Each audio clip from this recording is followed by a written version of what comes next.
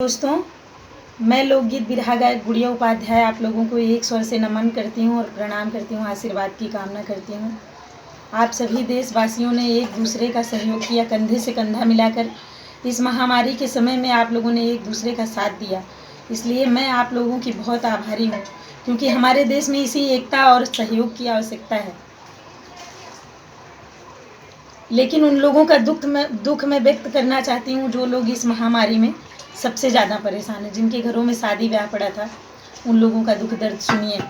एक बेटा अपने बाप से कह रहा है कि बाबूजी, मोदी जी तो लॉकडाउन बढ़ा दिलन का, अब हमारी शादी ये साल ना हुई।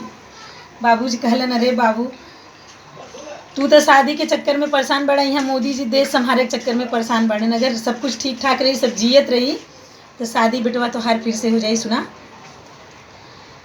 सदियों बियाह टरवाए दिहल मोदी, टरवाए दिहल मोदी जी। लॉकडाउन आगे बढ़ाए दिहल मोदी जी। लॉकडाउन आगे बढ़ाए दिहल मोदी जी। बाबूजी अपने लड़का के समझा के कहत बड़न, बड़ा अरमान रहल शादी होई जाई, लगता कि बेटवा कुंवार रही जाई। सपनाई माटी में मिलाए दिहल मोदी जी, मिला दिहल मोदी जी। लॉकडाउन आगे बढ़ाए दिहल मोदी जी। लॉकडाउन आगे बढ़ाए दिहल मोदी जी।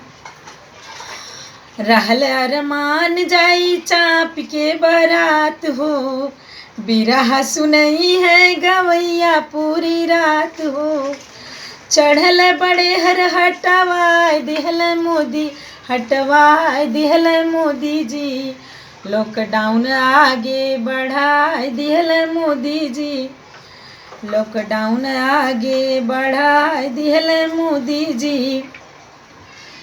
ए बेटा, सबही केहू बड़ा खुश रहा है, सब जोर शोर से शादी की तैयारी में लगल है, लेकिन सबकर सपना टूटल बा।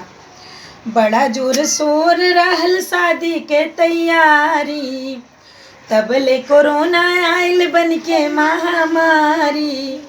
अरे मिलन से पहले अलगाए दिहल मोदी, अलगाए दिहल मोदी जी। लॉकडाउन आगे बढ़ाए दिहल मोदी जी। लॉकडाउन आगे बढ़ाए दिहल मोदी जी। लेकिन इनमें मोदी जी के दोस्त तनिको नहीं खे, काहे से कि वो मजबूर बाड़न, सबके बचावल उनकर जिम्मेदारी बा। ये महामारी से अगर सब जियत रही, बचल रही, तो शादी ब्याह तो फिर हो जाई। जब केहू रहबे ना करी तो शादी की खुशी के मनाई। दोष नाही मोदी जी के बाटे मजबूरी, राज बहादुर दीना बात मानल बा जरूरी। आसरे के मूड गड़बड़ाए दिहल मोदी, गड़बड़ाए दिहल मोदी जी। गुड़िया के माथा ठनकाए दिहल मोदी, ठनकाए दिहल मोदी जी। लॉकडाउन आगे बढ़ाए दिहल मोदी जी। लॉकडाउन आगे बढ़ाए दिहल मोदी जी। धन्यवाद।